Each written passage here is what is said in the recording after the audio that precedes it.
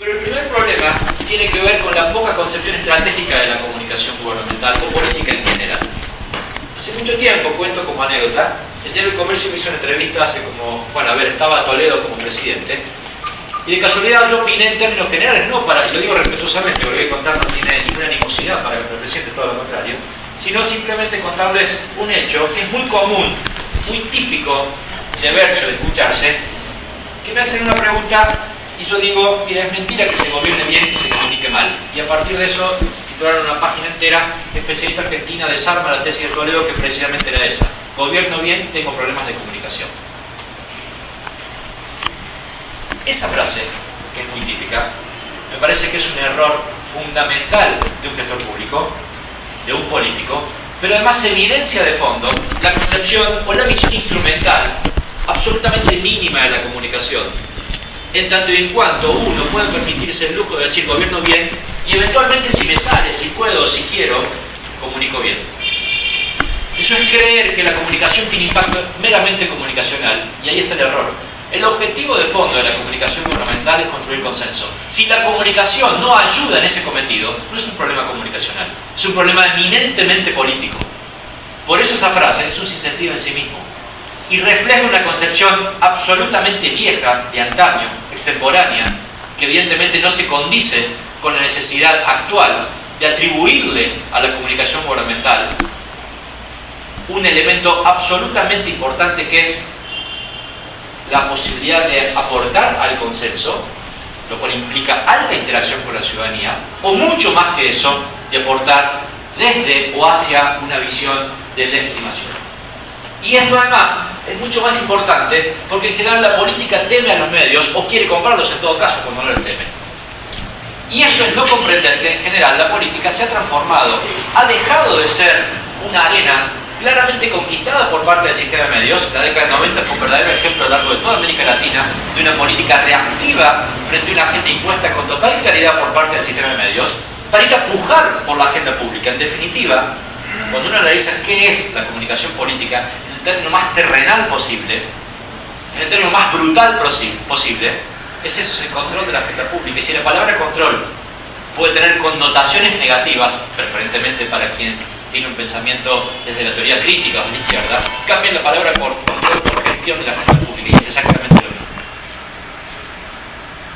Entonces, desde esta lógica, hoy la política ha comprendido, está comprendiendo, y desde mi punto de vista debe comprender aún mucho más, que no puede ser reactiva por parte del sistema o hacia el sistema de medios, sino que debería pujar por el control de la agenda pública, por la gestión de la agenda pública, y en ese sentido debe comprender que esa puja es pública, es visible, y se hace en el sistema de medios. El sistema de medios incluyendo además los nuevos medios, porque gran parte de lo que se entiende como comunicación directa también pasa por los medios, pero por los nuevos medios, salteando incluso la instancia de la prensa tradicional. Pero esta tarea es muy importante, ¿por qué? Porque implica concebir que la política es siempre comunicación. Lo que quiero decir es que no toda comunicación es política, pero sí claramente cada vez que aparece la política aparece necesariamente un hecho comunicacional. Y esto sí es un elemento importante. Esto sí implica reconocer un cambio paradigmático a la hora de gestionar. Reconocer que cada acción tiene impacto comunicacional implica de alguna manera poner en juicio el objeto de lo político. Siempre el objeto de lo político trae necesariamente asociado a la comunicación. La haga bien o la haga mal. Hable o esté en silencio. El silencio también es una importante forma de comunicar, especialmente cuando dejo en mano del otro que constituya un flujo en la agenda pública seguramente adverso para mí. Entonces, esto es importante porque la política debe reconocerse con y en la comunicación. No cambiar la política por la comunicación. No digo eso, sería absurdo. Ni siquiera lo planteo ni lo pienso. Pero sí pienso y lo planteo que la política debe reconocerse siempre, en cada acto, en cada decisión, en el formato público, en la agenda pública, que está absolutamente visible. Y hoy con las redes sociales muchísimo más. Está sometida a una atención constante, a una publicidad constante. Y esto entonces me parece absolutamente paradigmático en términos de lo que era antes y de lo que debe ser hoy la comunicación. El tercer elemento importante es una profesionalización inconclusa. ¿A qué me refiero? A que básicamente hoy, en general, en términos promedio, hay mayores niveles de profesionalización en la etapa electoral, pero muy poco nivel de profesionalización en la etapa gubernamental, y ni hablar en crisis, donde el amateurismo prácticamente es dominio. Estas complejidades traen serias consecuencias. La consecuencia más importante de esta profesionalización inconclusa es que más del 80% de la producción bibliográfica y de las investigaciones que se producen en el ámbito de la comunicación política vienen puntualmente de la fase electoral y se aplican irresponsablemente sin crítica en la fase gubernamental. Hay diferencias entre una y otra totales. Las comunicaciones están absolutamente imbricadas, me refiero al electoral, gubernamental, de crisis y de riesgo. Totalmente entrelazadas. Se superponen constantemente, pero no son iguales. Imbricadas no quiere decir iguales. Tienen patrones de funcionamiento diferentes. Tienen objetivos y funcionalidades diferentes. Y la comunicación gubernamental, además, es largoplacista por esencia. ¿Por qué? Porque dura 4 años, porque dura 8 años. Porque además, incluso tras terminar la gestión, se sigue resignificando a futuro. Cosa que no tiene para nada la comunicación electoral, que es de todas las más cortoplacistas. Entonces, este problema de traslación irresponsable de contenidos creados con una electoralidad cortoplacista es absolutamente peligroso cuando se aplica a la comunicación gubernamental, que es necesariamente largoplacista, que debe establecer rumbos que como mínimo duren 4 años y ojalá que mucho más. David Diston, quizás uno de los sociólogos o el padre de la sociología sistémica más importante, dijo hace 50 años que el objetivo más importante de un sistema político es asignar a una sociedad un esquema de valores. Y el segundo objetivo es tratar de que ese esquema de valores sean aceptados la mayor cantidad de tiempo posible. ¿Qué es esto? Una tarea de la comunicación. ¿Qué es esto? Construir consenso. Cuando uno asigna valores, no es que yo saco el bolsillo, miren, gané la elección, aquí estos son mis valores, tómenlo. No es eso. La aplicación de valores en una sociedad implica básicamente la interacción ciudadana, que es quien en definitiva termina sentando un gobierno, porque el rumbo sostenido de los valores X, incluyendo valores ideológicos, me seducen, me gustan, me atraen, tienen beneficio para mí como ciudadano. Entonces no es menor la idea del largo plazo constituir una expresión que he denominado hace tiempo mito de gobierno. Es aquello que genera mi rumbo de gobierno hipercomunicado a tal punto que la sociedad en algún momento se apodera de ese esquema de valores, de ese mito de gobierno. Entonces, muchas veces los gobiernos son intrascendentes en un paso. ¿Por qué? Porque no han constituido técnicamente lo que se denomina mito de gobierno. Ahora, el mito de gobierno no es una función estrictamente comunicacional. Es una función comunicacional que lo que hace es darle entidad simple a una serie de políticas públicas contributivas coherentemente a ese mito de gobierno. Si no aparece una de las dos cosas, el mito de gobierno no existe. O bien un núcleo sostenido en la comunicación largoplacista centrado en valores, ideológicos también, y además, insisto, políticas públicas coherentes que vayan de acuerdo a ese núcleo que denomina el mito de gobierno. De lo contrario, si las políticas públicas no fuesen coherentes con esa expresión comunicacional, evidentemente se trataría de aire puro, ¿sí? Se trataría de una ficción que en algún momento, como un globo de ensayo, se pincha y se revierte. Entonces, esto es importante, y la profesionalización inconclusa implica reconocer ciertas cosas muy, pero muy importantes. Por ejemplo, si alguien todavía, a pesar de lo que digo, piensa mucho más electoralmente hablando que gubernamentalmente hablando, en 9 de cada 10 elecciones en el mundo occidental, ¿sí? En 9 de cada 10 elecciones los resultados confirman la tendencia que existía antes de que el propio proceso electoral inicie. ¿Qué significa? Que el gestor de las tendencias electorales es el periodo gubernamental. Aún así, que no le interesa lo gubernamental, tiene en lo gubernamental el caldo de cultivo o la materia prima esencial que permite vislumbrar cuál es la tendencia electoral dominante en el turno o en el próximo turno electoral. ¿Sí? Y esto además se da un fenómeno muy curioso, que no es homogéneo en todos los países, que es una triple tendencia. Uno, el aumento cada vez mayor de lo que se denomina comunicación directa. ¿Qué es esto? Esto sí, es saltar a la prensa. Saltear, más que saltar. A la prensa tradicional. Yo, gobernante, me comunico con la ciudadanía, pero a través de redes sociales, a través de un modo directo en donde no interactúo, donde no hay una intermediación, una mediación clásica dada por la prensa. La prensa actúa siempre, ex post, una vez que he logrado la comunicación.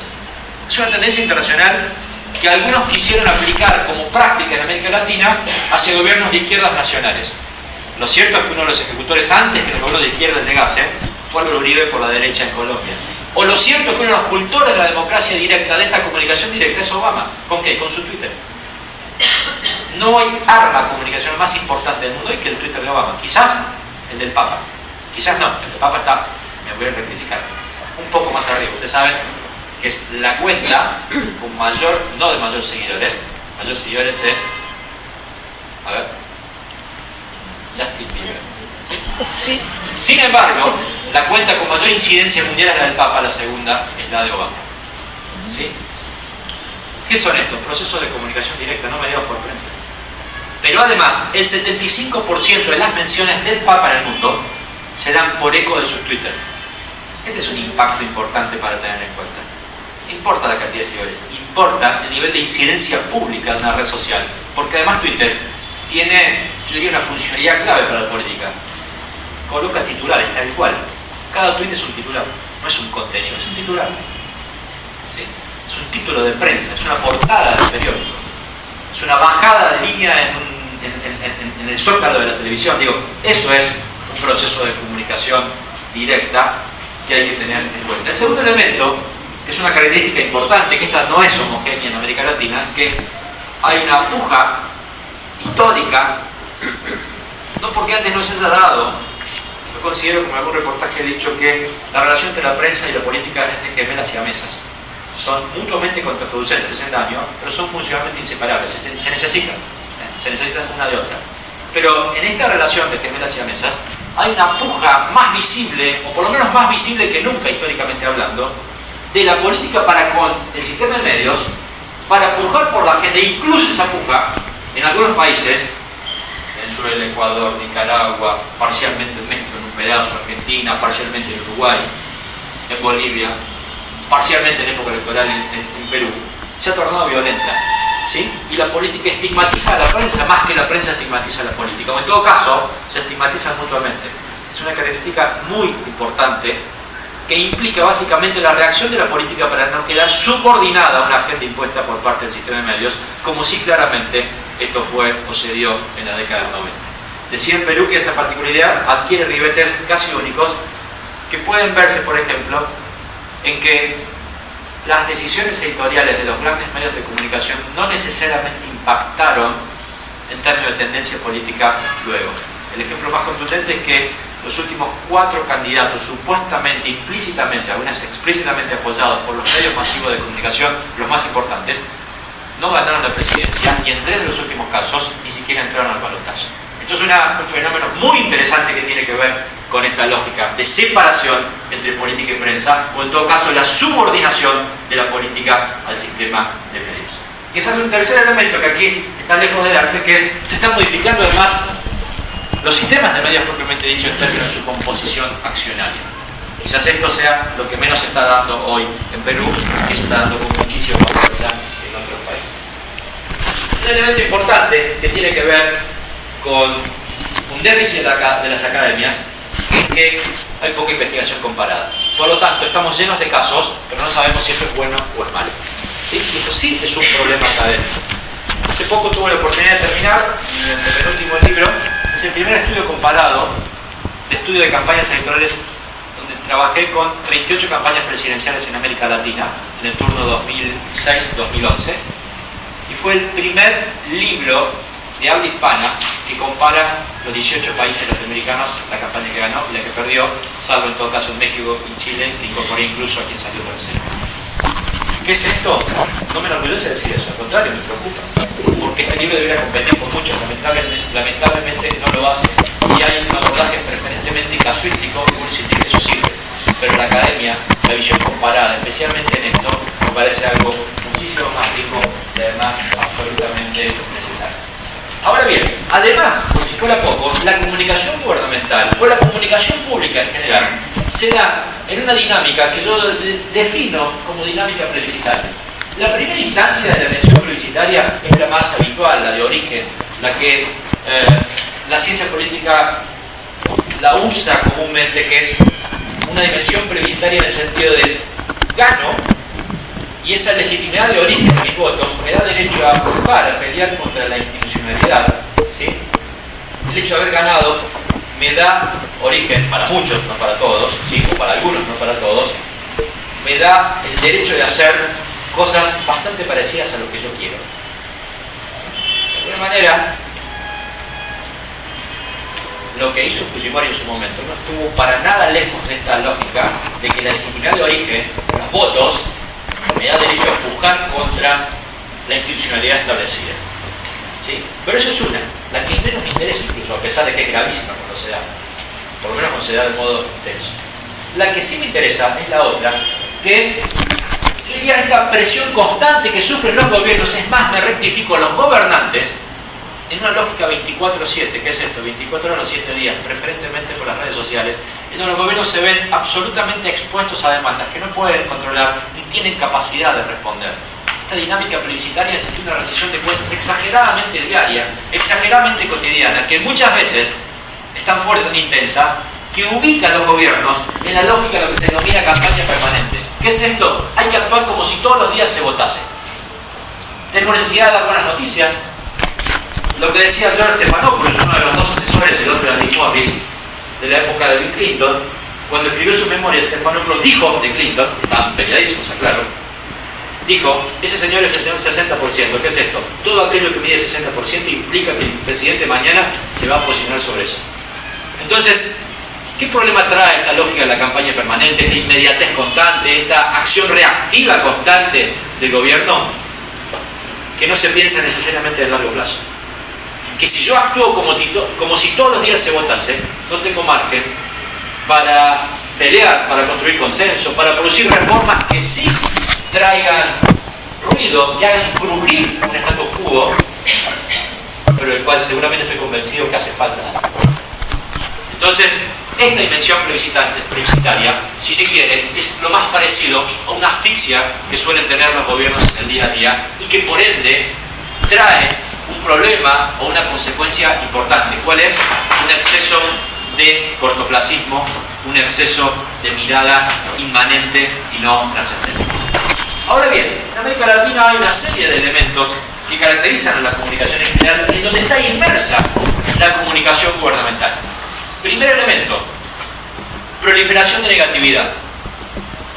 La política no es un lugar de carmelitas descalzas. La negatividad es dominante en el ambiente, ni hablar en las campañas electorales. Ustedes saben que por eco algunos estudios norteamericanos han logrado un estudio comparado, tanto en Norteamérica como aquí, y determina que aproximadamente entre el 80 y el 90% de la comunicación en general asociada a lo político es de tipo negativo. Es brutal. Solamente gracias a la amiga que me trajo del hotel aquí, vine escuchando 2 radios, y realmente voy a citarla, decían, hay un bullying contra la política. Bueno, convengamos que la política también hace cosas como para que hagan bullying contra la política. ¿Qué significa? Negatividad constante. ¿Sí? No es un escenario de positividad. Ahí también, en ese contexto, trabaja la comunicación gubernamental. Segundo elemento, intensa emotividad. Podría citar enorme cantidad de estudios, particularmente los estudios nuevos de neuropolítica, neuropolitics. Pero voy a citar simplemente la conclusión dominante de esos estudios. Cuando hay una puja entre racionalidad y emotividad por parte del ciudadano, o en general de la persona, la emotividad prima. Este es todo un dato, ¿sí? Porque uno dice, bueno, pero a ver, hay que montar planes racionales, etcétera, etcétera. La emotividad prima. Si frente a un proceso de reforma viene alguien y plantea miedo, el miedo es dominante. ¿Por qué? Porque es básicamente una dimensión emotiva. Digo, uno de los ejemplos de los tantos que podría haber. Entonces, esto es muy, pero muy importante para reconocer. Uno de los elementos persuasivos más importantes es la emotividad. Ahora, la emotividad siempre es la verdad comunicacional, no necesariamente. Uno de los riesgos peligrosos, y bien vale reconocerlo en este diplomado que tiene la ciudadanía en su nombre, es que, hablando de riesgo, uno de los dogmas, diría más que riesgo de la comunicación, peligrosísimo para la democracia, pero súper real, y hay que reconocerlo, desnudarlo, escaparlo y tenerlo siempre presente, es que la comunicación, en general, pero la política en particular, o gubernamental, mucho más en particular como en nuestro caso, no necesita que sea verdadera. Solo con lo verosímil alcanza. ¿Qué es lo verosímil? Aquello que parece verdad. Quiero decir, uno puede ser tan persuasivo planteando cuestiones que parezcan verdad sin que necesariamente sean verdad. Y esto es un riesgo. Pero sobre este contexto también uno se comunica con la ciudadanía. Y el exceso de emotividad es un elemento importante cuando yo trabajo sobre causas nobles, sobre lo que estoy convencido. El riesgo es, ¿y qué pasa si mi causa no es tan noble? El efecto persuasivo sigue intacto. ¿Sí? Entonces, cuidado también con estos elementos desde la ciudadanía en términos de gestación de antídotos frente a este exceso de emotividad, que insisto es muy buena yo como consultor, pero si me saco el saco de consultor y me pongo el de académico, digo, cuidado. Cuidado. ¿Sí? ¿Cuáles son los antídotos? Bueno, quizás políticas de acceso a la información pública, pero como son tan racionales, ni siquiera es tan sencillo de que ellos sean efectivos y persuasivos. Tercer elemento, la ideologización presente, es más, voy a decir omnipresente. Lamentablemente en la década del 90, incluso en la década del 50, ya de modo previo, muchísimos estudios internacionales, preferentemente anglosajones, establecieron un patrón prácticamente indiscutible. Se acabaron las ideologías, murieron. Error, grueso, contundente. Las ideologías están absolutamente presentes y América Latina es uno de los países de los continentes que más ha demostrado que las pujas electorales e incluso de concepción de políticas son eminentemente batallas ideológicas. Esto no significa que haya que ser extremo en el planteo ideológico, pero en general la orientación ideológica es un elemento absolutamente presente en la comunicación y que la gubernamentalidad no debiera prescindir necesariamente de ellos. De hecho, los mitos de gobierno son casi siempre orientaciones o rumbos ideológicos breves anclados en valores. Este lo paso porque se está acabando, es una tendencia que tiene que ver con los oficialismos ganan más de lo que pierden, ¿sí? Se está acabando, está dejado de ser. En los 80 y los 90 todos los oficialismos perdían a la hora de terminar sus gobiernos y en el nuevo siglo prácticamente la mayor cantidad, más de 2/3 partes de los oficialismos ganaban más de lo que perdían cuando terminaban. Hoy se está acabando y hay un mix. Algunos ganan y otros ganan, casi diría, ha empatado la proporción de los que ganan y los que pierden. Este elemento de la hiperpersonalización sí es importantísimo. ¿Qué significa? Significa que la política se ha vuelto absolutamente hiperpersonalista. ¿Qué significa o cuál es la consecuencia? Que pierden las instituciones. Por eso cuando uno habla de gobierno, en realidad siempre a la hora de juzgar al gobierno, no estoy juzgando, estoy juzgando a Ollanta Humala, estoy juzgando a Alan García, estoy juzgando a Fernando Toledo, estoy juzgando a estoy juzgando a las personas, o a los ministros en todo caso. Y esto es importante porque en términos electorales también las campañas ya no las ganan los partidos. Ni hablar del sistema de partidos roto como Perú. Perú es el abanderado latinoamericano del sistema de partidos roto, absolutamente licuado, estallado. No hay país en América Latina, eventualmente Argentina, que pueda competir contra el rompimiento extremo del sistema de partidos. Por lo tanto, si en general, aún con sistema de partido estable, las campañas las ganan las personas más que los partidos, aquí en Perú entonces es mucho más exacerbado. Solo la ganan las personas. La pregunta es, en el marco de la comunicación gubernamental que dura mucho tiempo, ¿puedo exagerar esa personalización, esa hiperpersonalización? No. Y ahí está el riesgo. ¿Por qué? Porque una cosa es ganar una campaña, hiperpersonalizar una campaña en un proceso que puede durar 1 mes, 2 meses, 3 meses, 4 meses, y otra cosa es sostener un ejercicio hiperpersonalizado 4 años. Cuando uno nomina la gestión, le pone nombre, como es muy típico en el ego de cualquier gobernante, gestión Mario Riorda puede servir hoy, pero ese es un ejercicio de electoralidad en la comunicación gubernamental. ¿Por qué? Los que estudiamos crisis entendemos que los gobiernos son, de todas las instituciones más crisis propensas. ¿Qué es esto? De una propensión directa o potencial a caer en crisis. Por sí, por errores propios, que son recurrentes, o por terceros. Hay crisis de privados mal gestionados que impactan totalmente en el sector público, en la gestión pública, en el gobernante. Duramente, en Argentina se destituyó al alcalde de Buenos Aires por un accidente, murieron 180 personas en una discoteca, de un privado, pero impacta en el público. La primera crisis del Partido Popular en España no fue la crisis económica, fue la crisis del prestigio, el hundimiento del barco del prestigio en el Mar del Norte en España. La crisis de un privado que impacta luego en términos de gestión brutal sobre lo público. Entonces quiere decir que por sí o por terceros uno puede caer en crisis. Cuando yo pongo un nombre a la gestión, cosa que es muy obvio en una campaña electoral, lo que hago es no pensar que mañana yo sí puedo caer en crisis, y a lo largo de 4 años puedo tener crisis recurrentes. Y es entonces recordarle a la gente en cada momento, en cada lugar, en cada situación, quién es el responsable de esa crisis. ¿Qué es esto? Es un ejercicio irresponsable trasladado de la práctica electoral al mundo gubernamental. Y a pesar de que en prensa uno sí pueda personalizar fuertemente la acción gubernamental del funcionario, en la comunicación más institucional publicitaria es un riesgo fenomenal. Porque insisto, un gobierno está sometido a tensiones constantes. Y si no a crisis, por lo menos a conflictos que tienen mucho menor entidad. Pero también, insisto, son mucho más recurrentes incluso que las crisis.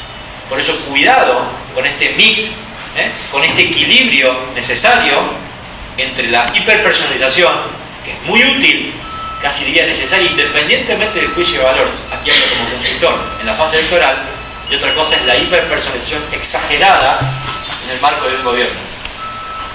La hiperpersonalización en Venezuela sirvió en un momento de abundancia. Fue o sigue siendo coordinatoria en un marco de carencia. ¿Sí? ¿Qué es eso? Si el no reconocimiento de los contextos, la comunicación gubernamental debe atender necesariamente a contextos. Una campaña electoral es siempre, como decimos vulgarmente en Argentina, al palo. ¿Qué significa? Arriba, arriba, arriba, intensidad, intensidad, intensidad. En 4 años yo no puedo trabajar sobre el shock o con altísima intensidad en gobierno. ¿Por qué? Porque generaría un efecto de saturación, generaría lo que se llama un efecto hastío, absolutamente no solo imprudente, sino imposible de sostener en el largo plazo. Los efectos hastíos son cuando la comunicación gubernamental exaspera, se vuelve invasiva, quiere trabajar sobre el shock, en un formato como si fuera spot electorales, con una superpresencia todos los días y cotidianamente del líder o la líder, etcétera, etcétera. Entonces hay serias diferencias entre lo electoral y lo gubernamental atendiendo a la hiperpersonalización. Y además a esto se le mezcla una característica que es absolutamente visible, de cual le he visto muy reflejada en general a lo largo de muchos gobiernos. Incluso me sorprendió porque también fue una característica centralísima del gobierno de Alan García, que es el exceso de inventarialidad para comunicar. ¿Qué es esto? La comunicación inventarial contable, centrada en hechos, como se denomina como categoría, es aquella comunicación sustentada en cifras, en soles, en proporciones, en tablas, en gráficos, en kilómetros, en metros, etcétera, etcétera. Esa comunicación es de las comunicaciones más amateur que uno pueda imaginar, especialmente en la comunicación gubernamental. ¿Sí? Precisamente es la contracara de una comunicación emotiva que decía que esa queda sustentada en valores que tienen muchísima más cantidad persuasiva o incluso calidad persuasiva. Sin embargo, lamentablemente se sigue usando la primera y en términos de, yo diría, aliento ciudadano, no existe, no es nada, es algo así como una especie de rendición de cuentas inocua, porque además la define uno, rendición de cuentas, no el otro, que además no genera fijación, es la contracara de un mito del gobierno. Una cosa es que uno cada tanto haga prensa desde el punto de vista inventarial y otra cosa es que uno publicite todo mi gobierno desde el punto de vista inventarial. ¿Sí? La práctica inventarial es una práctica que además puja contra el sentido común y puja más aún contra evidencias empíricas respecto a la memoria del ser humano. Comentaba hoy de casualidad en un evento de que la mente humana registra algo así como máximo 7 elementos por cada elemento. ¿Qué es esto? Si mi clase es un elemento, mi charla es un elemento, ustedes, si son muy memoriosos, podrán registrar 7 elementos, podrán acordarse de 7 elementos, pero en general el promedio humano son de 2,3 elementos por elemento. Ustedes de todo lo que digo se van a acordar de 2,3 elementos. A la hora de juzgar el gobierno lo van a juzgar por 2,3 elementos. A la hora de juzgar a algo se van a acordar de 2,3 elementos en promedio. ¿Qué significa? Que otro dogma de la comunicación se hace evidente en esto, que es más comunicación no siempre es necesariamente mejor comunicación. Todo lo contrario. La posibilidad de priorizar, de segmentar, de fijar elementos dominantes de un gobierno es vital, es clave. Es el único modo de que un gobierno pueda mostrar o aproximarse a mostrar esto que denomino mito de gobierno. ¿Sí? Entonces, cuidado contra esta tentación hipercomunicacional de creer que más es mejor, porque en general está demostrado que no es así. Ahora bien, ¿cuáles son las características de la comunicación gubernamental? Primero, los objetivos. El objetivo de la comunicación gubernamental es claramente construir consenso. Construir consenso significa legitimar políticas. ¿Por qué? Porque no se construye consenso por imposición, o bien es un consenso absolutamente mentiroso. ¿Sí? Y la legitimación implica de alguna manera atender a esto, que es mucho más que comunicar, o si se quiere es un resultado final óptimo de la comunicación. Históricamente, incluyendo el presente, en los gabinetes de comunicación de los gobiernos, bueno, ahora ya más en algunos, no se invita a los responsables de comunicación. No se les invita. No forman parte de la decisión. Entonces, históricamente se decidía, yo decidía aquí, tenía un 90% del ejercicio político de una política pública X, que adquiría, si se quiere, una dimensión absolutamente informativa, publicitaria, marketera, como decía Marisol al principio. Y esto explica en gran parte por qué enorme cantidad de políticas, por más que los estudios demuestren que sean buenas, o que potencialmente pueden ser buenas, luego son rechazadas. Si yo les hago una pregunta a ustedes, ¿hacen falta autopistas aéreas en Lima porque es un caos el tránsito? Es probable que todos me digan, o muchos me digan, sí hace falta. Ok, las hacemos. Pero si yo hago una pregunta después y que diga, bueno, pero va a pasar arriba de tu casa. Ah, no. Así no. Entonces, hay que saber legitimar esa acción con los responsables de cada uno de los lugares a donde va a pasar la autopista, con los responsables o actores importantes que demuestren que hay otras alternativas subterráneas y no aéreas, o circulares o periféricas y no ni aéreas ni subterráneas, no importa lo que sea, que hay que generar o demostrar que esto va a generar trabajo durante 5 años para 2.500 personas, que esto va a dinamizar la economía, que esto va a aumentar el turismo, que esto va a movilizar el sistema de transporte. Y esa acción legitimante no se hace un día para el otro, ni se hace después que anuncio, porque los vetos, que son poderes fácticos, no piden permiso para opinar. ¿Sí? Entonces hay que tener en cuenta, y un veto generalmente no tiene capacidad de imponer temas, pero sí tiene capacidad de bloquear los temas que yo quiero imponer. Si quiere imponer, hacer, para no ser tan violento y tan duro. Entonces, la acción gubernamental profesional hoy, no para todos, porque sería lerdo y un gobierno no puede ir con todas las áreas a este ritmo, pero sí en áreas críticas, en temas críticos, en desarrollos críticos, en procesos de reforma intenso, debiera transitar el segundo elemento, que es, primero legitimo el 70% del tiempo, digo valor X, como la acción, y publicito menos. ¿Por qué? Porque si hay legitimación, la necesidad de publicidad es decididamente menor. La pregunta es, ¿los gobiernos actúan así en absoluto? En absoluto. Quiero ser muy respetuoso con un caso, que lo tomo porque realmente me interesó como fenómeno. Yo seguí mucho la campaña de Ollanta Humala, que me pareció interesantísima, pero siempre me parece interesante el proceso político en Perú. Cuando en un discurso en Cajamarca sostiene que la gente no toma oro sino que toma agua. Al momento de ganar, él mismo, sin legitimar, decide un proceso intenso de minería y luego publicita los beneficios. Fíjense, se actúa como la primera flecha cuando en realidad debería haber consensuado un tanto más la definición, y ustedes saben los conflictos que eso ha generado, independientemente del juicio de valor sobre Humala y sobre la minería, que son dos cuestiones aparte. Pero yo quiero decir, ¿se entiende el proceso absolutamente importante y trascendente de lo que significa legitimar? ¿Sí? Significa mucho, significa menor posibilidad de deshierro de las políticas públicas, por ende, menor posibilidad de deshierro de un gobierno. Y cuando un gobierno tiene fuerte capacidad de errar al principio, va a tener mayor capacidad de errar al final. Porque ¿qué pierde? Credibilidad. O confianza en todo caso. La diferencia entre credibilidad y confianza es muy grande. La credibilidad forma parte del aspecto racional, la confianza es un aspecto absolutamente emotivo. Cuando yo confío a ciega, ya prácticamente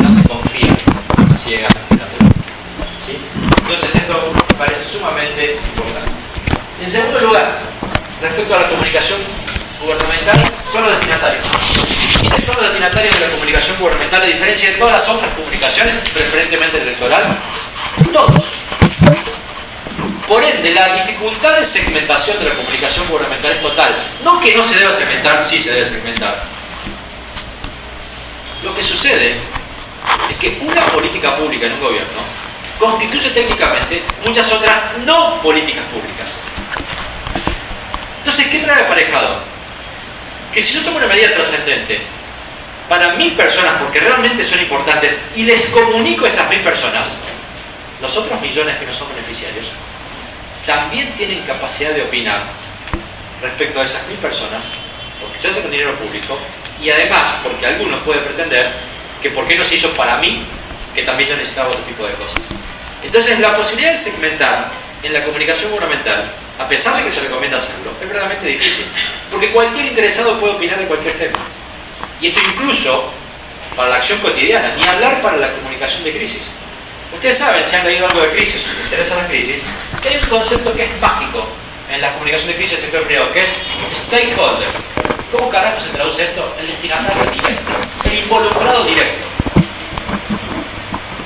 Entonces, irresponsablemente traemos postulado del sector privado a la comunicación de crisis del sector público y decimos, si se da una crisis, atendamos urgentemente en el proceso de comunicación a stakeholder.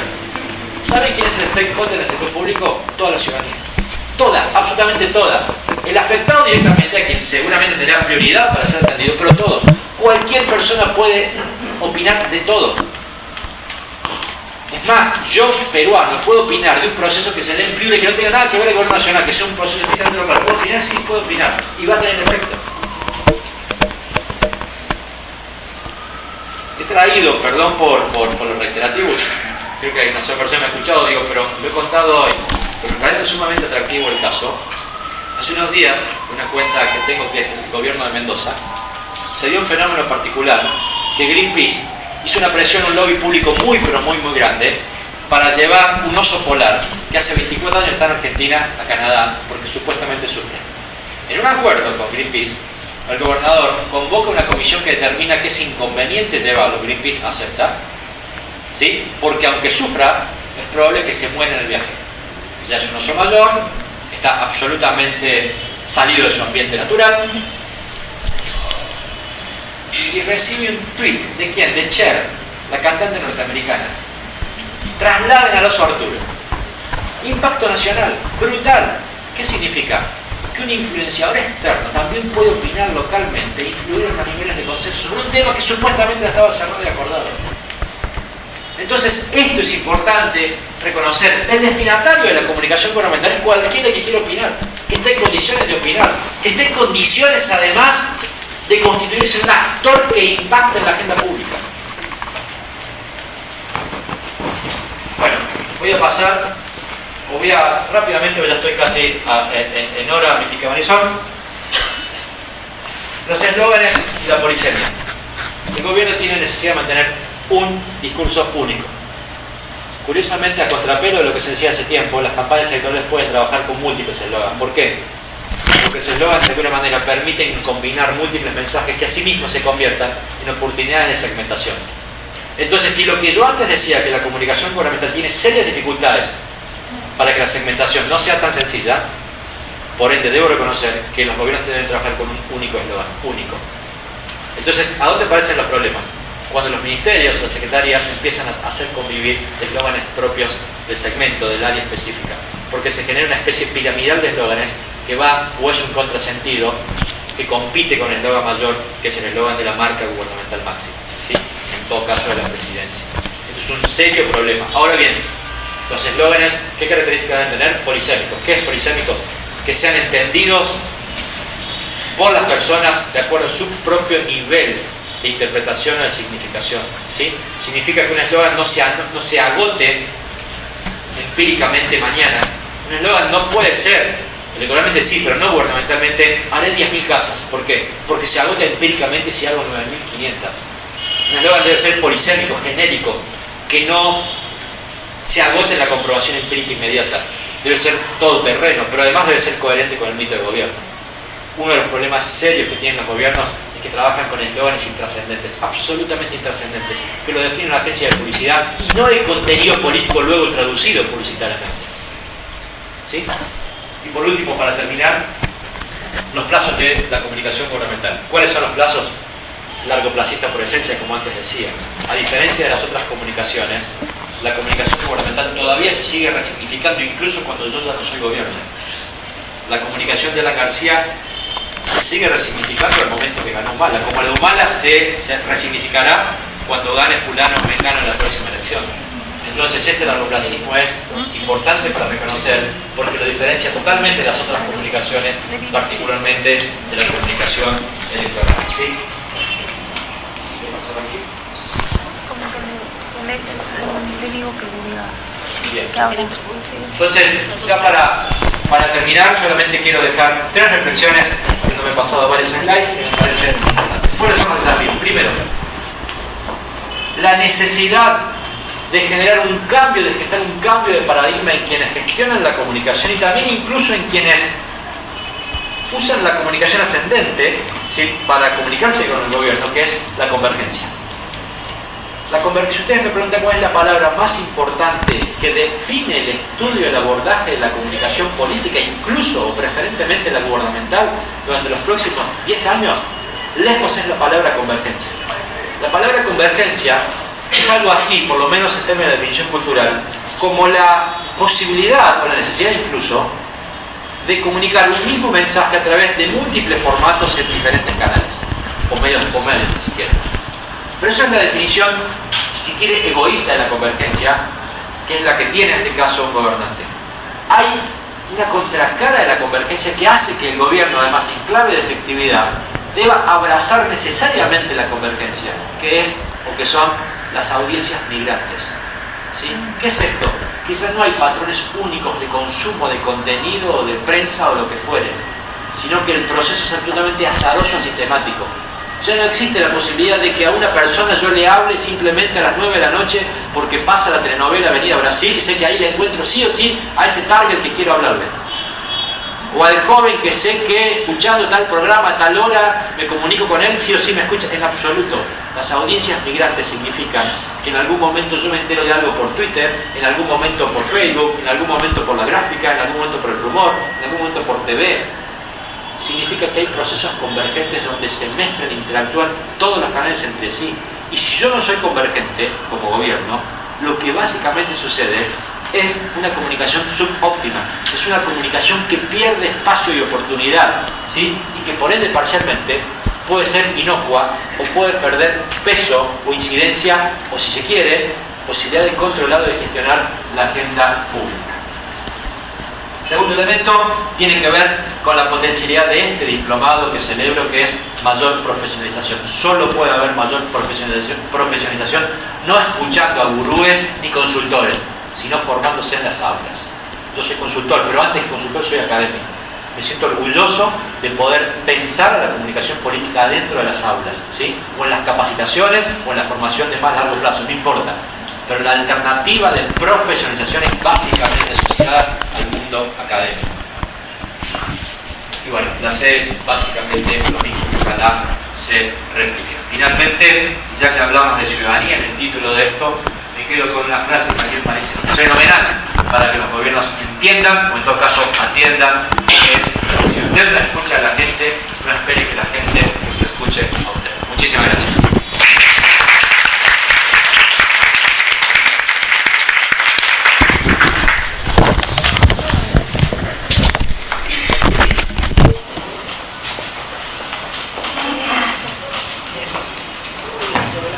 Abrir un espacio de preguntas. Si tienen preguntas, Mario, más directas. ¿Sí? Haremos una rueda de unas 3 o 4 preguntas. De pronto todas pregunta-respuesta o... Si escuchamos por lo menos 3 o 4, ya. Por la duda, para que sea... ¿Quién se anima? Acá. ¿Sí? Buenas noches. Yamira Figueroa, de la Universidad de San Carlos. En referencia a su exposición, me pareció muy importante abordar el problema de internacionalización que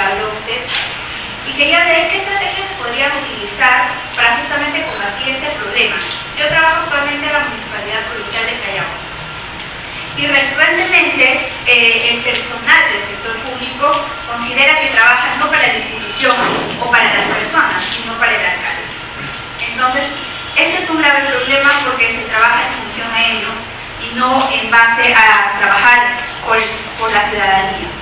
La segunda pregunta es ¿cómo construir ciudadanos responsables que participen responsablemente a través de los nuevos medios de comunicación que se presentan? Que también es importante porque generamos sino crisis que finalmente para mí no son idóneas para mantener la gobernabilidad. Y lo tercero sería cómo logramos una gobernabilidad de convergencia en un país tan intercultural como el nuestro. ¿No? Esas son las preguntas. ¿Qué más, tema? Vamos a pedir que sean intervenciones cortas, por favor.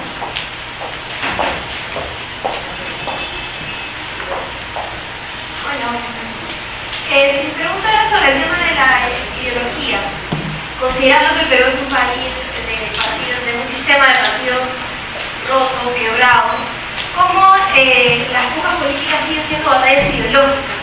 En ese sentido, ¿se puede hablar de un nuevo tipo de ideologización? Esa sería la primera. Y la otra sobre el tema de los eslóganes en campaña. O sea, entiendo que el eslogan en comunicación gubernamental debe ser uno. ¿Cómo funciona esto en el caso de la comunicación electoral? ¿Es posible replicarlo o si es posible segmentar más en términos de campaña y tener más de un eslogan? Buenas noches, Sue Vázquez. Quería preguntarle, usted plantea la posibilidad de sembrar o de implantar un cambio de mentalidad con una comunicación 360 en la cual tanto el gobierno se ha visto y también pueda ver a través de todos los ámbitos, ¿no? ¿Cómo podemos aplicar eso en este momento en el Perú si tenemos medios tradicionales que abarcan el dominio de todo tipo de comunicación, tanto informativa, de prensa, de opinión, como de entretenimiento? Hay programas con los que se distrae a la gente, al público, a la ciudadanía, y ellos se alejan un poco de la realidad política que es importante, son irresponsables en el momento de elegir a una autoridad, lamentamos luego las consecuencias y no somos cuidadosos, ¿no? con lo que después pueda generarse con esta mala elección.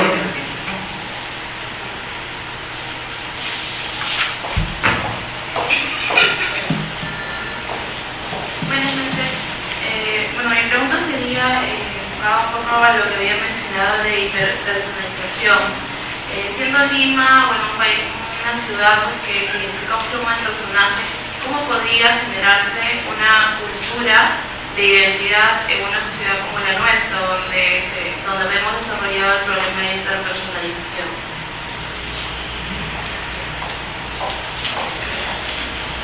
Buenas noches, doctor Riordan.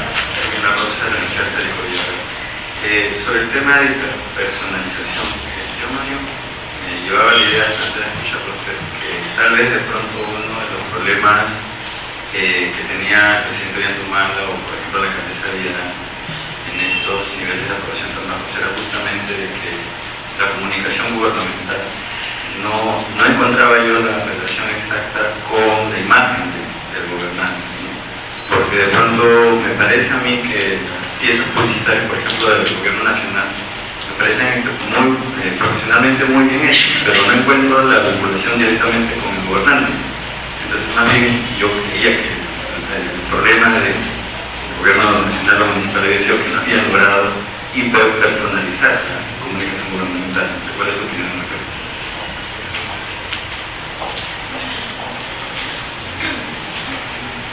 Buenas noches, mi nombre es Lucía Neviaga. Y mi pregunta más va por la negatividad constante. Yo trabajo en el Congreso de la República y bueno, el Estado tiene el 12% de aprobación, es un poquito menos. ¿Cómo podemos luchar como institución, no como congresistas y como las personas que trabajan en la institución? ¿Cómo podemos luchar contra la constante negatividad, tanto de la población como de también, porque no solo los colegas periodistas, ¿no? Porque lamentablemente muchas veces ni leen los proyectos de ley, los titulares no son terriblemente potenciar, ¿no? Por los temas personales, medios, potenciales soluciones. Gracias.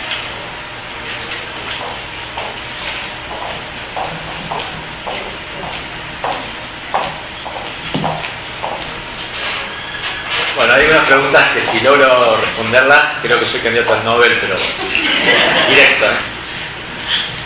Voy por la primera. Hubo 3 preguntas sobre hiperpersonalización. Es un tema realmente atrapante de todo punto de vista. Primero, que desde el punto de vista electoral es un dato. Yo no sé si es bueno y es malo, no lo juzgo, ¿no? Digo, en términos académicos le llamamos dato a aquello que no se puede modificar. Y no es un problema estrictamente latinoamericano, es un problema estrictamente peruano.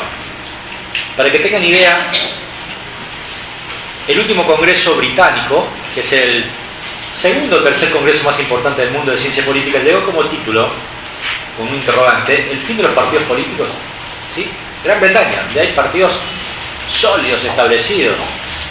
Entonces, esto significa que aún incluso, que no es el caso de América Latina, países con tradición legislativa, como sistema parlamentario, como sistema de gobierno, también se han presidencializado en su estilo, precisamente porque en vez de hacerse foco en términos comunicacionales sobre los congresistas, se hace el foco sobre las cabezas de listas, que son en definitiva luego quienes pueden ser primer ministro o presidente circunstancial de acuerdo a los distintos sistemas. Entonces, es un fenómeno internacional, porque es la persona la que atrae y no la institución la que atrae, ¿sí?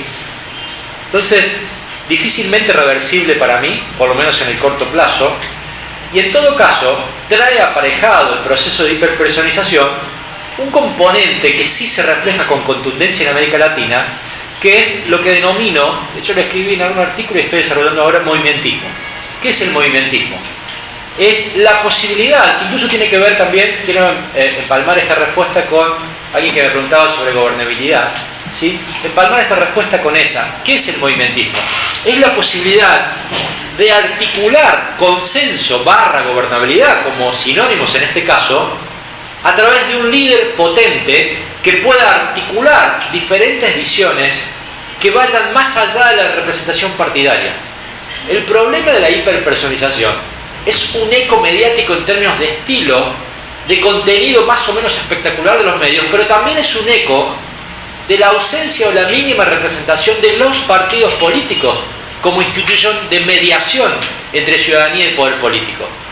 Por ende, entonces, tal vez la posibilidad de gestar procesos o de comprender o de ir hacia lógicas movimentistas que articulen, que los líderes articulen no tan solo a partidos políticos, sino a diversos movimientos, socialmente hablando, productivamente hablando, en términos de representaciones diversas, es quizás una de las soluciones que atempere tal vez o le dé otro tipo de consistencia a la hiperpersonalización y también que sea garantía de gobernabilidad democrática. Ahora vuelvo a insistir, yo no sé si es bueno o es malo la hiperpersonalización. En términos electorales no lo juzgo, diría que es necesario porque hoy es así. Donde quizás uno pueda atemperar parcialmente es en el exceso de hiperpersonalización en los gobiernos. Ahora, nada quita de que pueda darse lo que vos decías, de que haya una subutilización del personalismo en la acción publicitaria, cosa que también puede pasar. Ahora bien, en lugares donde eso pasa, no porque se lo decida así, sino porque la ley lo establece en México, no necesariamente impacta en los niveles de consenso, ni es un causal de los niveles de consenso. México tiene prohibido la utilización, ¿sí?, de la persona, del nombre de la persona o de la imagen de la persona en la publicidad gubernamental. Y la pregunta es, ¿cómo se descomprime semejante olla a presión? Me refiero al ego del gobernante de querer salir. Bueno, primero por la prensa.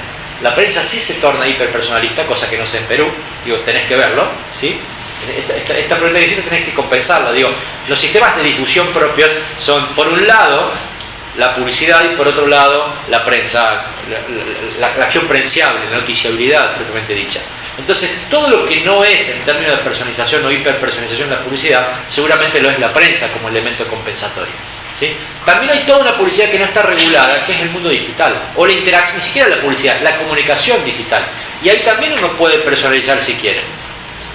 Entonces, esa instancia también es válida para personalizar si hace falta, ¿sí? Ahora, he conocido casos de esto que vos decías, quizás de subutilización de la personalización. Pero en realidad, más que no lo digo por favor, en nada esto tiene que ver con Perú. Digo, pero en general, algunos casos donde pasaba algo similar a lo que planteabas, es que directamente había malos gobiernos. Entonces lo que quisieron fue como hiperpersonalizar finalmente al último, a ver si damos la última estocada en el último tramo final para ver si ganamos algo de consideración, ¿sí? Pero no ha tenido que ver tanto la personalización y la hiperpersonalización. Sí creo en todo caso, como síntesis, cosa que dije antes y lo vuelvo a repetir, es que el exceso de hiperpersonalización cuando uno gobierna tiene riesgos. Si no hay ninguna crisis, si no hay conflictos de alta intensidad constante, puede que no sea tanto. Pero si de golpe hay una crisis y hay un conflicto de alta intensidad, es enorme porque se produce un efecto acelerador, multiplicador de una crisis por semejante nivel de personalización o hiperpersonalización, ¿sí? Lo segundo es cómo conseguir ciudadanos responsables. Bueno, en realidad la ciencia política durante décadas trabajó estos temas y está muy asociado a dos niveles. Por un lado, a un nivel de cultura política que tiene que ver con la educación. Ahora, alto nivel de educación no significa necesariamente ciudadanía más responsable. Significa solo alto nivel de educación. No hay correlación exacta entre cultura política y niveles educativos. ¿Sí? Esto que quede claro. El país con las mejores universidades del mundo no tiene necesariamente una mejor cultura política que el resto. Me refiero a Estados Unidos. Entonces, digo, cuidado con esta correlación que parece sentido común, pero no lo es tanto. Ahora bien, es probable que una de las variables de salida de este dilema pueda tener que ver con la idea de incentivar la participación. Ahora aquí hay dos posturas, o por lo menos la biblioteca está dividida en dos sectores muy claros y contundentes. Por un lado, algunos sostienen que la calidad de un buen gobierno, que la calidad de la democracia no necesariamente es la cantidad ni la calidad de la participación. Autores hiperrealistas sostienen esta biblioteca de un modo clarísimo. Hay dos autores que dicen una buena democracia es tal si hay mucha participación. Yo estoy cerca de esto, evidentemente. Pero es interesante reconocer algunos números que hacen a la participación quizás como gestora o por lo menos promotora de acción ciudadana más responsable en América Latina. Aproximadamente un promedio, varía por país, pero no anda muy lejos Perú de esto, cerca de un 11% de la población participa en causas pro. ¿Qué es causas pro? Participo en un partido político, participo en una cooperadora escolar, participo en una ONG, participo en mi barrio, participo en mi club, participo. Formo parte de algo, pro, porque quiero, voy y participo. 11%, 1 de cada 10.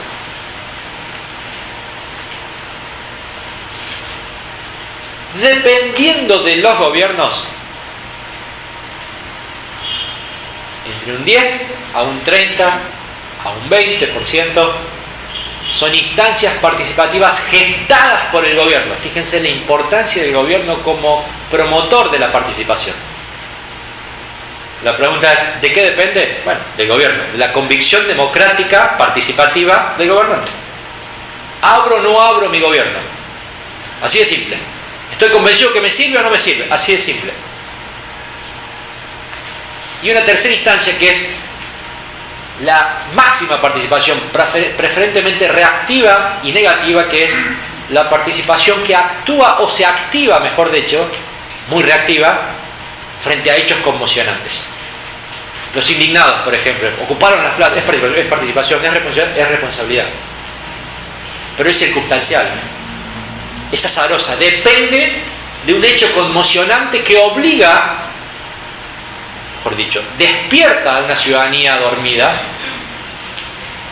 pero tiene una característica, esta tercera lógica de participación, que es efímera, dura un rato. Y en general, ustedes pongan a saber, dura un rato. La gente en las calles, la gente en los partidos, pasa siempre. Entonces, ¿cuál es la variable de la ciudadanía activa y responsable, que es donde se puede hacer la diferencia? La concepción democrática del líder de turno, que es el único elemento, porque la causa pro es más o menos estable y la otra es efímera. El único elemento que hace o gesta ciudadanía responsable es el líder de turno, o los líderes de turno. Si soy un líder abierto, abro el juego, incentivo, más gente participa. Si soy un líder cerrado, cierro el juego, desincentivo, no participa. ¿Sí? Fíjense qué brutal, qué peligroso y qué arbitrario, por otro lado, que es depender de una convicción / concepción democrática circunstancial de un líder eventual. Respecto a los eslóganes electorales. Los eslóganes electorales tienen una posibilidad de ser usados. A ver, primero, ¿hace falta un único eslogan? No, esto es una pésima traducción del marketing comercial al mundo político, cuando en algún momento el marketing comercial estableció una famosa frase o proposición, ya lleva una buena cantidad de décadas, que se llamó, en castellano, propuesta única de venta. Esto se tradujo como tengamos un único eslogan, un único elemento, una sola propuesta única visible. Las campañas electorales contemporáneas tienen una necesidad ineludible de segmentar. Por ende no hay propuesta única de ventas. En todo caso hay propuestas únicas de ventas. Y la palabra propuesta incluso hace ruido. ¿Por qué? Porque las campañas electorales ya no se ganan con propuestas. No necesariamente al menos. Se ganan con enunciados generales. Se ganan con valores. Hay campañas que se ganan incluso sin nada. Se ganan diferenciándome de que gobernó mal. Hay campañas que se gestan desde aquellas personalidades que son circunstancialmente emergentes sociales de turno, eventuales, frente a malhumores sociales altamente instalados. Una pieza de arqueología en la comunicación política son las plataformas. No existen más. El concepto de plataforma no existe más. Desapareció. Aunque el Jurado Nacional de Elecciones es uno de los únicas instituciones que todavía sigue proponiendo la obligatoriedad de una plataforma, pero es casi un trámite burocrático. ¿Sí? Públicamente, en términos de impacto comunicación, las plataformas no existen más. Existen más bien proposiciones generales. Entonces, ¿para qué sirven los eslóganes? Para segmentar. ¿Cuál es la condición básica que deben tener los eslóganes electorales? Que sean coherentes entre sí. La coherencia. Pero luego puede haber eslóganes. Yo trabajé con 11 eslóganes en una campaña electoral. ¿Qué significa la coherencia? Que cada uno se articule y me permita segmentar. Déjenme dar un ejemplo de Evo Morales de una concepción fantástica de segmentación. Un eslogan, el primero que arranca una campaña sobre elección, era Somos Más. Generalista. ¿Qué es el más? Movimiento del socialismo. Somos más, pero básicamente le hablaba a los adherentes, a los simpatizantes al movimiento del socialismo. Un segundo eslogan era Viva la coca, fuera los yanquis. Durante muchos años el problema número uno en la opinión pública, cuando uno hacía una encuesta en Bolivia, era la embajada norteamericana. Fíjense, con este eslogan atiende al problema número uno, pero segundo, atiende a un nivel de segmentación específica, contundente. ¿Cuál? Los cocaleros. ¿Se entiende? Digo, ¿cuál es la virtud de los dos eslóganes? Que son coherentes, ninguno tapa al otro, pero se permite segmentar. Con uno hago una macro segmentación, el más, con otro hago una micro segmentación o macro segmentación, pero menor que la anterior, que es a los cocaleros, trabajando sobre un tema de alto impacto que es la embajada norteamericana. ¿Se entiende? Esa es la virtud de la combinación de eslóganes. Porque más es imposible hoy segmentar con esta oferta comunicacional a todos o seducir o llamar la atención a todos con un único eslogan. Por lo menos en una campaña electoral, que es un festival de la comunicación donde estoy compitiendo con muchos otros eslóganes en un mismo momento. Un gobierno no compite con otros eslóganes, compite consigo mismo, compite con la televisión, compite con el fútbol, compite con el deporte, con los chismes. Digo, una campaña electoral sí compite con otros eslóganes. Por ende, entonces, es imposible que un único eslogan pueda seducir a mucha porción del electorado. Por eso sí es importante que los eslóganes sean verdaderas herramientas de segmentación.